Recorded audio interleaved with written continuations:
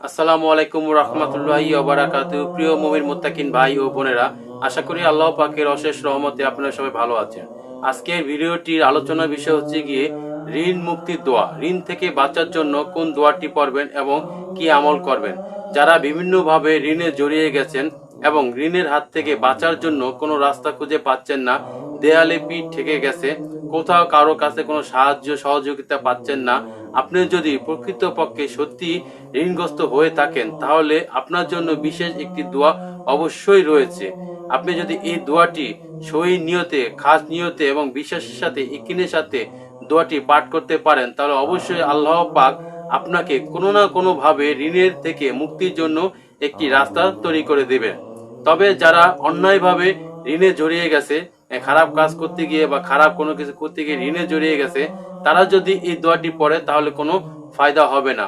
প্রকৃতপক্ষে ওই ব্যক্তি যে সত্যিকারে সে ঋণগ্রস্ত এবং ঋণ থেকে বাঁচার জন্য সে কোনো রাস্তায় খুঁজে পাচ্ছে না, কারোর কাছ থেকে কোনো সাহায্য সহযোগিতা পাচ্ছে না ঋণের হাত থেকে বাঁচার জন্য, তখনই যদি আপনি আল্লাহর কাছে দু হাত তুলে দোয়া করেন, দোয়া পরে যদি আল্লাহর কাছে চান, তাহলে আল্লাহ কখনোই আপনার এই হাত নিরাশ করে দেবে না। এমন একটি পাওয়ারফুল দোয়া রয়েছে যে দোয়াটির মাধ্যমে অবশ্যই ঋণ থেকে মুক্তি হওয়ার উপায় পাবেন।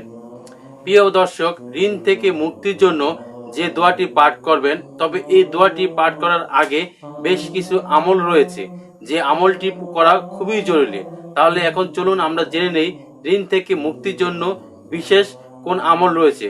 সর্বপ্রথম আমল হচ্ছে গিয়ে ফজরের নামাজ পড়ার পর যখন সূর্য উদয় হবে, ঠিক তখনই আপনি চুপচাপ একটি নীরব স্থানে বসে যাবেন।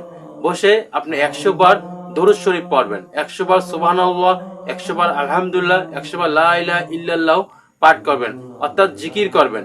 আপনি অল্প কোন সময় ধরে, কিছুক্ষণ সময় ধরে আপনি জিকির ফিকির করবেন। এই জিকির করার পরে আপনি ঋণ থেকে মুক্তির জন্য আল্লাহর কাছে দোয়া প্রার্থনা করবেন।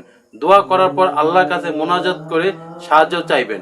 এখন আমরা জানবো ঋণ থেকে মুক্তির জন্য বিশেষ একটি দোয়া। দোয়াটি হচ্ছে গিয়ে আল্লাহুম্মা মাকফিনি বি হালালিকা আন হারামিকা ওয়া আগনিনি বি ফাদলিকা আম্মান সিরা। এই দোয়াটি পড়ে আল্লাহর কাছে দুহাত তুলে আল্লাহর কাছে চাইবেন। আপনার মনের ভিতরে যত ইচ্ছা আছে, যে পেরেশানি আছে, টেনশন আছে, সবকিছু আল্লাহর কাছে দুহাত তুলে চাইবেন। আমি দোয়াটি আরেকবার বলে দিচ্ছি, আল্লাহুম্মা মাকফিনি বি হালালিকা আন হারামিকা ওয়া আগনিনি বি ফাদলিকা আম্মান সিরা। এই দোয়াটি পাঠ করে আপনি আল্লাহর কাছে চাইবেন। অবশ্য এই দোয়াটি ফজরের নামাজে পড়ার পর তারপরে দোয়াটি পাঠ করতে হবে। তাছাড়া আপনি আসরের নামাজে পড়ার পরও পাঠ করতে পারেন।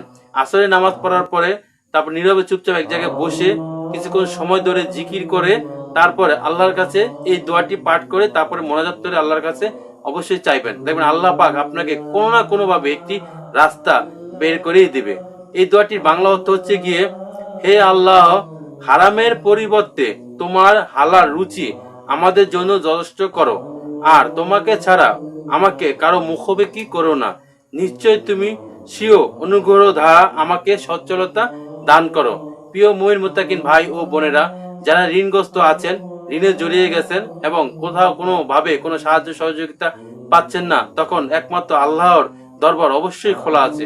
সেই আল্লাহর দরবারে গিয়ে আপনি কান্নাকাটি করেন, অবশ্যই কোনো না কোনো ভাবে অবশ্যই একটি রাস্তা পেয়ে যাবেন। তবে অবশ্যই নামাজ পড়তে হবে। নামাজ ছাড়া কোনো দোয়া, কোনো আমল কিন্তু কাজে আসবে না। আপনি 5 ওয়াক্ত নামাজ পড়ার পরে আপনি এই দোয়াটি পাঠ করতে পারেন। আমি দোয়াটি আরেকবার বলে দিচ্ছি, একটু মনোযোগ দিয়ে শুনবেন। দোয়াটি হচ্ছে গিয়ে আল্লাহুম্মা ফিনি বি হালালিকা আন হারামিকা ওয়া আগনিনি বি ফাদলিকা আম্মান সিরা। দোয়াটি খুব সহজ এবং খুব ছোট। এই দোয়াটি সহজে মুখস্থ করবেন এবং মুখস্থ করে আল্লাহর কাছে এই দোয়াটি পরে বেশি বেশি করে চাইবেন। অবশ্যই আল্লাহ পাক কোনো না কোনো ভাবে একটি রাস্তা অবশ্যই বের করে দেবে। প্রিয় মুসলমান ভাই ও বোনেরা, যদি আমার এই ভিডিওটি আপনার বিন্দু পরিমাণ যদি উপকারে আসেন, তাহলে অবশ্যই চ্যানেলটিকে সাবস্ক্রাইব করে ভিডিওটি লাইক করে দেবেন। সবার সুস্বাস্থ্য কামনা করে আজকের পর্বটি এই পর্যন্ত শেষ করতেছি।